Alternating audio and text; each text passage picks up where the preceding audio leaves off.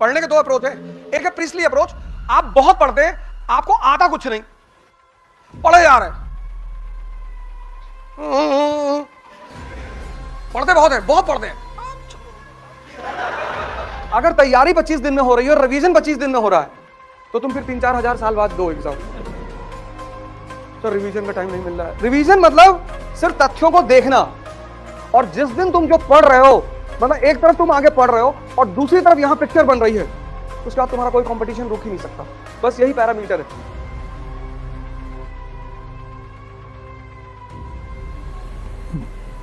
जय Hind friends. प्रीस्ली approach में आदमी मेहनत करते हुआ बहुत दिखाई पड़ता है, उसको अचीव कुछ नहीं होता। सेंटली अप्रोच में वो हो सकता है मेहनत कम करे, उसकी अचीवमेंट ज्यादा होती है। ये सेंटली अप्रोच है क्या? आपने मॉडर्न इंडिया पढ़ी, तो मॉडर्न इंडिया एक वर्ड है ना, दो वर्ड का कॉम्बिनेशन है, एक मॉडर्न एक इंडिया। तो जब आप मॉडर्न इंडिया पढ़ रहे हैं तो आपको कुछ तो ऐसा पता चलेगा कि आप कहें कि it is different from ancient and medieval, है ना। मॉडर्न इंडिया मतलब क्या? You completed modern India. तो when you completed modern India, there should be certain things which should be very much clear to you. क्योंकि अगर तुम ये समझते हो, अगर तुम समझते हो, तो तुम इंप्लीमेंट कर ले जाओगे। Study to for what? Study to learn. Why? To implement. किताबें जरूर पढ़ो। आईएएस बनना है तो न्यूज़पेपर और किताब पढ़ने की आदत डालो। यूट्यूब के लेक्चर्स बहुत कम सुनो, मैंने कहा नहीं सुनो, बड़े अच्छे अच्छे लेक्चर्स पढ़े हुए हैं, बड़े अच्छे अच्छे टीचरों के पढ़े हुए हैं, तो सुनो, लेकिन किताबों को पढ़ने की आदत डालो। Because when you read the book you have to connect the lines and create the story. तो तुम्हारा दिमाग जिंदा होगा। जब तुम किताब पढ़ोगे ना तो तुम्हें सोचना पड़ेगा।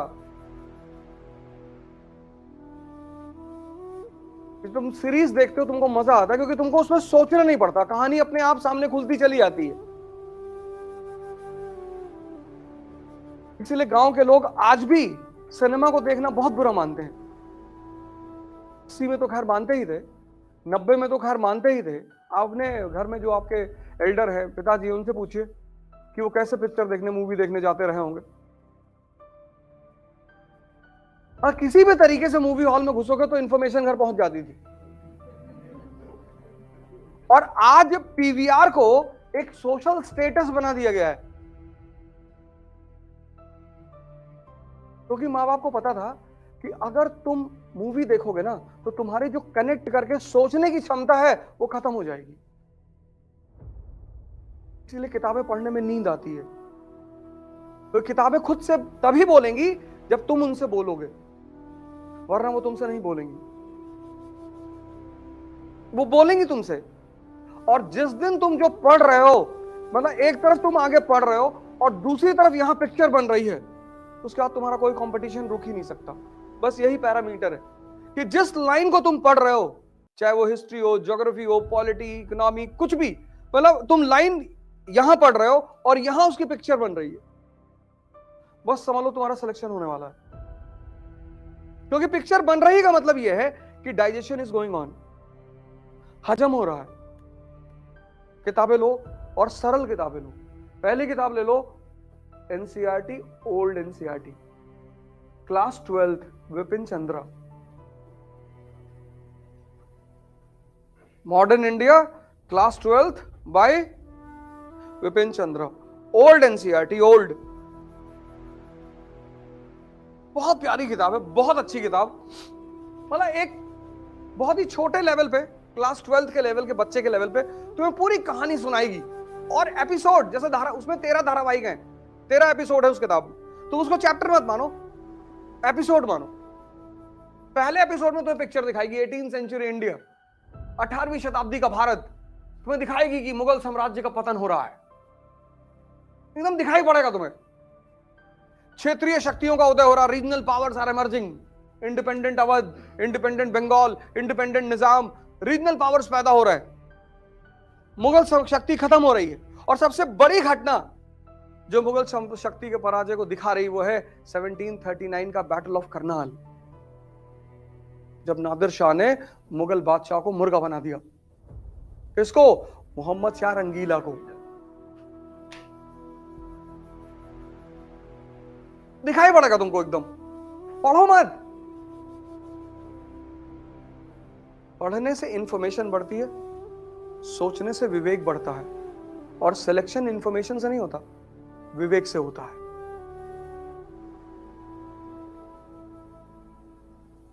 आज के दौर में लोगों के पास इंफॉर्मेशन बहुत है पर सोचा ही नहीं,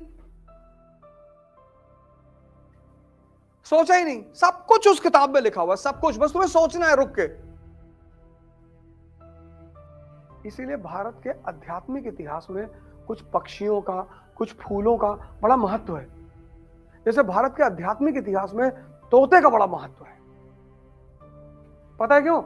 क्योंकि तोता रामायण याद कर सकता है, समझ नहीं सकता, और बिना समझे कोई अरहत नहीं होगा। इसीलिए तो तुम्हारा पढ़ने में मन नहीं लगता था। तुम्हें पता ही नहीं होता है कि पढ़ना क्या है।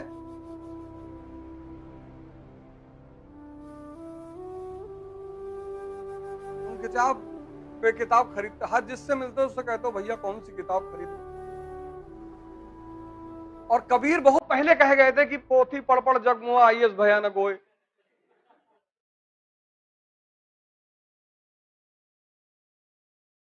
वो आईएएस के बेसिकली उन्होंने आईएएस के लिए ही कहा, बाद में लोगों ने प्रेम जोड़ दिया उसमें। पंडित, पोथी पढ़ पढ़ जगमुआ पंडित भयानक होए। पढ़ना मतलब दिमाग को जिंदा करना, और जिंदा दिमाग कुछ भी कर सकता है।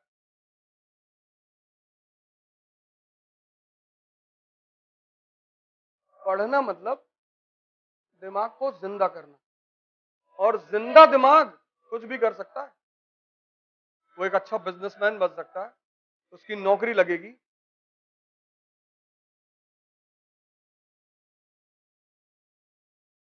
ये बात आज से पहले कभी सोची थी?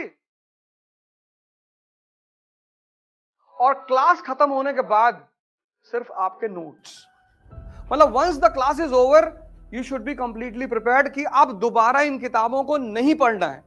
तैयारी के लिए नहीं पढ़ना है, पढ़ने के लिए पढ़ लेना है। जैसे एक बार तुम्हें पूरी कहानी समझ में आ गई, जब तक नहीं समझ में आएगी तभी तो किताब हैवी है ना। एक बार समझ में आ गई, पहली बार पढ़ोगे 25 दिन लगेगा, लेकिन पहली बार जब खत्म कर लिया, क्लास में हर चीज समझ ली, तो 5 दिन में खत्म होगी। उसको बोलते हैं रिवीजन। अगर तैयारी 25 दिन में हो रही है और रिवीजन 25 दिन में हो रहा है, तो तुम फिर 3-4 हजार साल बाद दो एग्जाम।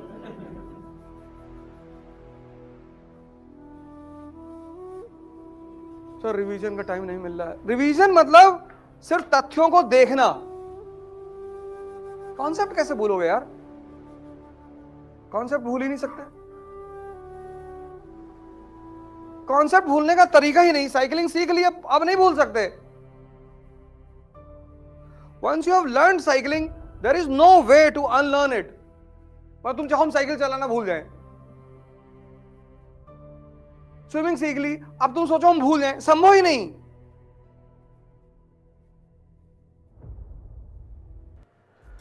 जय हिंद।